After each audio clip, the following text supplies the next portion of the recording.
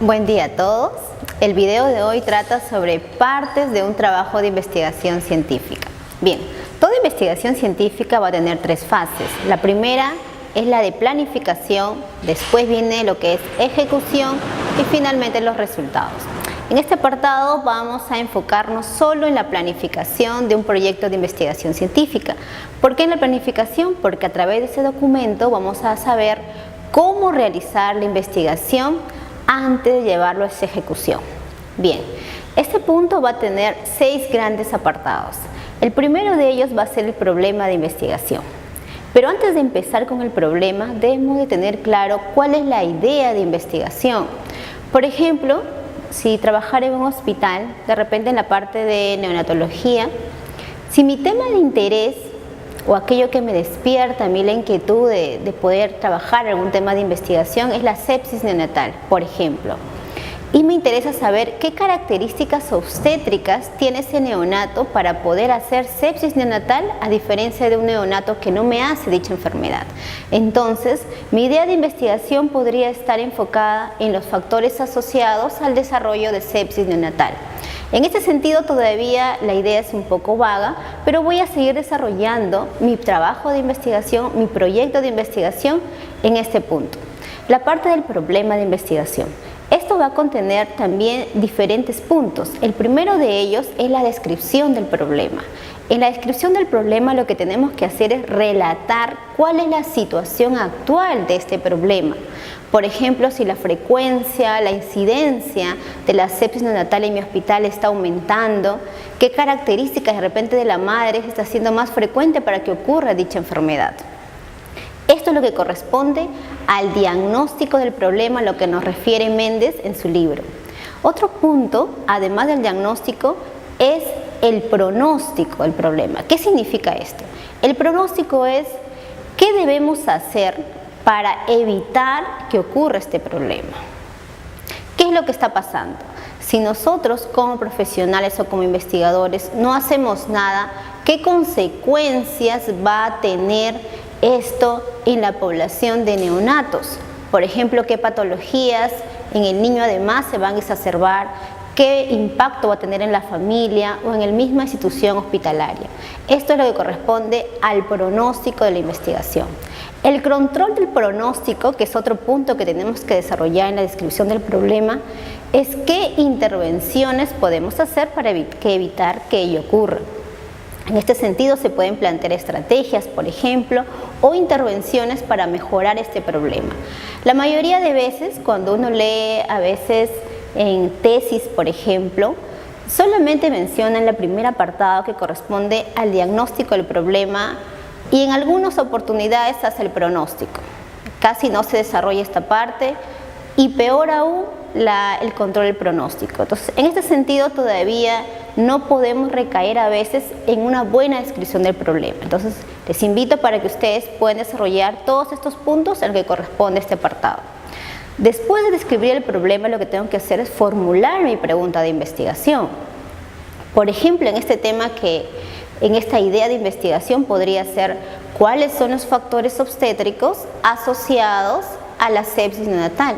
Lo que he hecho es plantear mi pregunta de investigación, como su nombre lo dice, en interrogantes. Yo también podría plantear este problema, formular esta pregunta también en manera de párrafo, no necesariamente de interrogantes.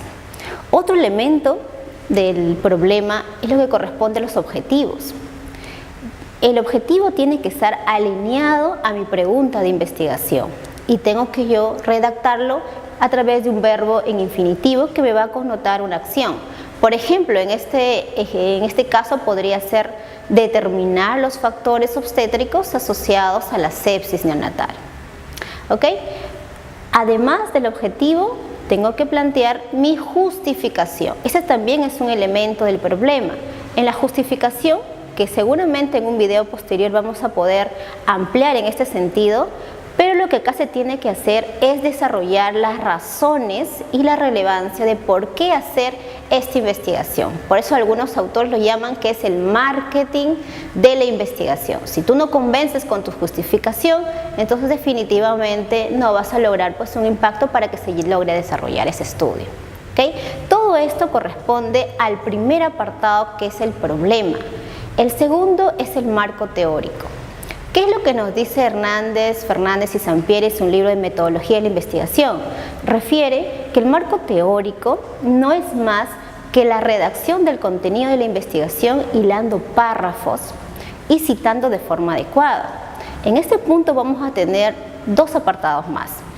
El primero son los antecedentes de investigación. Los antecedentes significa todas aquellas investigaciones previas que se han hecho y están publicadas, o a veces también no publicadas, bien relacionadas a mi tema de investigación. Los antecedentes, según mi criterio, es una de las partes más importantes de toda investigación. ¿Por qué? Porque cuando uno revisa cada antecedente, cada estudio previo, va a poder identificar qué variables utilizó este otro autor, cómo fue el enfoque en la parte de metodología, qué diseño fue el que eligió, qué instrumento, si este ha sido validado o necesita una validación, y también qué limitaciones tuvo esa investigación. Si yo puedo encontrar todos estos elementos en un artículo previo, seguramente voy a poder identificar y formular con mayor consistencia mi propio proyecto de investigación. Entonces, saquemos el máximo provecho de cada antecedente que ustedes puedan revisar. Además, también nos ayuda a saber cuál es el estado actual de la investigación. Por ejemplo, si hay demasiadas investigaciones que han abordado sobre los factores obstétricos o sepsis natal, entonces de repente ya no cabría la posibilidad de volver a desarrollar un estudio igual, sino buscar qué más podría yo mejorar o aportar en este campo de la investigación. ¿Okay? Después de los antecedentes está lo que corresponde al marco teórico, las bases teóricas. Bien, en las bases teóricas está relacionado a todas aquellas teorías que envuelven a la variable. ¿Cómo así? A veces de repente es mucho más fácil entenderlos cuando estamos frente a variables abstractas, ¿no? Como inteligencia emocional, autoestima, síndrome de Burnout. En ese sentido vamos a ver que hay diversos autores y cada uno nos va a mostrar una gama de teorías que tratan de explicar a la variable. Entonces, eso es lo que yo tendría que desarrollar en la sección de bases teóricas. Todas las teorías que envuelven a mi variable y además elegir cuál es la teoría que yo también quiero postular en mi investigación, porque ojo, no puedo utilizar tampoco todas las teorías. Hay otras alternativas que también nos presentan algunos formatos de investigación, como por ejemplo tenemos a veces el marco conceptual. ¿A qué se refiere el marco conceptual? Esto se refiere a las definiciones de nuestras variables, es decir, conceptos. Entonces, aquí podemos desplayarnos en definir nuestras variables de investigación. Seguramente también han escuchado el marco filosófico. Bueno, en este punto lo que tienen que colocar son las reflexiones que hace el investigador en cuanto a su tema de investigación. También puede haber o identificar el marco referencial o el marco de referencias. Esto se puede tomar como sinónimo de los antecedentes, que son todos los estudios previos que están relacionados a mi tema de investigación. ¿Okay? Esto corresponde al segundo apartado del marco teórico. El tercer apartado, muy importante también, es sobre materiales y métodos o metodología de la investigación. Bien, acá lo que tienen que hacer ustedes es, después de haber leído un poco los antecedentes y tener un poco más claro cómo van a hacer el estudio, elegir qué tipo y diseño de investigación va a ser más conveniente para su estudio. Si va a ser un estudio analítico, un estudio descriptivo, o pueden hacer un estudio experimental de repente o cualitativo. ¿Okay? Entonces, en este apartado van a decidir cómo desarrollar su investigación, empezando por la elección de su diseño. Después de ello, tienen que elegir qué población van a trabajar, si van a utilizar una muestra, cómo van a hacer ese muestreo, si va a ser probabilístico, va a ser no probabilístico, cómo van a seleccionar cada unidad de análisis para su investigación.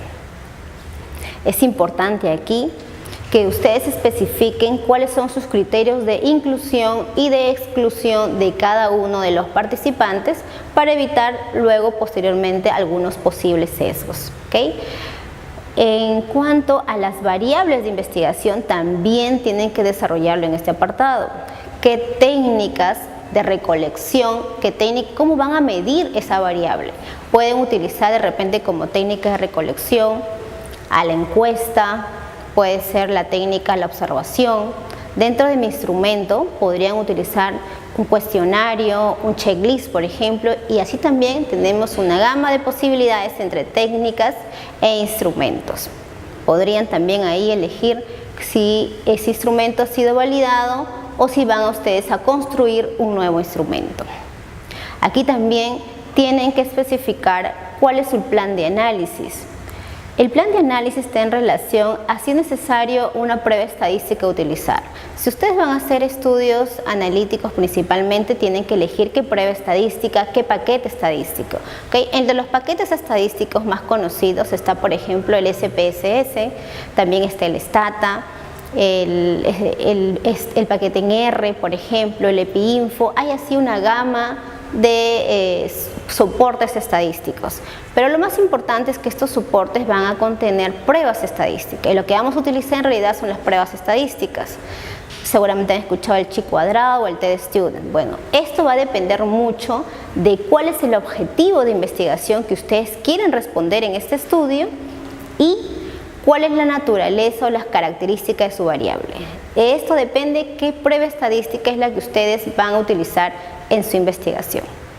Como último apartado están las partes de los aspectos éticos. En los aspectos éticos siempre tienen que ustedes tenerlo en consideración en toda investigación, no importa cuál sea su tipología, ¿ok? Porque este es un requisito indispensable si ustedes quieren publicar esa investigación, porque es uno de los criterios que evalúa toda